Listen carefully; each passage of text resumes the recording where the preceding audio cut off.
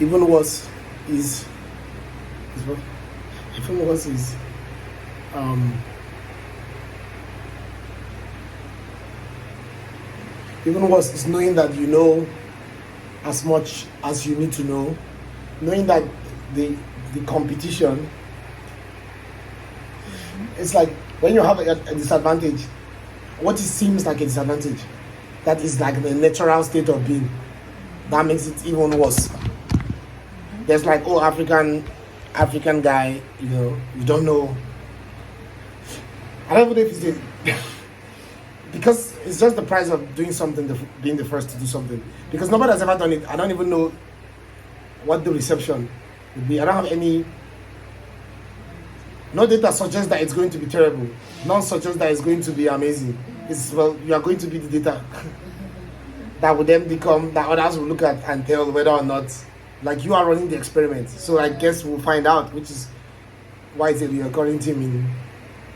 I'm always like, we'll see, because we'll see. We don't know. I don't know.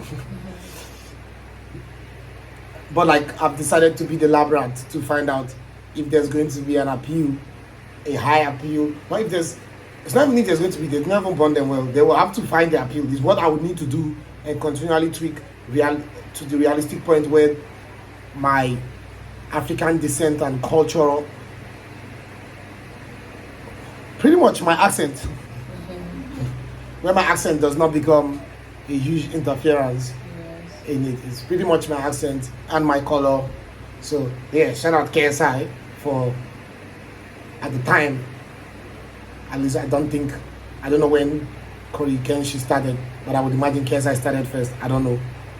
And whether or not, shout out both of them, even to, but KSI, this guy was very largely just purely gaming, whereas KSI was very more mainstream to put himself out there when there was literally no other black person on YouTube at that scale, to the best of our knowledge, doing that.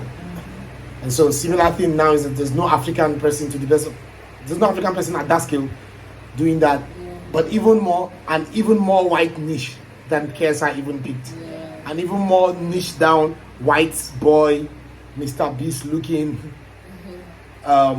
niche, and then literally no other black person in the niche at the top level, and then there is the African Nigerian guy,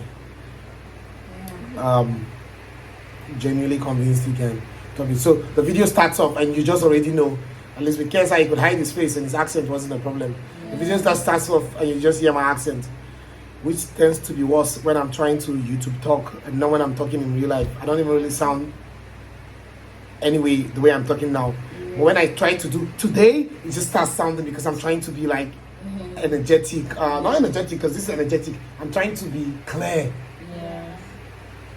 Because when I talk like this is my real talk. I'm not making up any accent. It doesn't get in the way. I'm just talking smooth, good English, and it just sounds, good. And I've interacted with a lot of Americans that don't even know I'm African. They just know I'm not American. But when I start now talking in, like, I think we'll just eventually find that middle ground. It's because of the whole struggle of authenticity, clarity, blah, blah, blah. Because previous videos that I've made where I'm just like talking like vlog mode, it's not much of a concern. It's because I'm like, today I'm trying to like Mr. Beastify, for lack of a better word, amplify the word and sound more exciting. Then it starts to sound more African to a fault.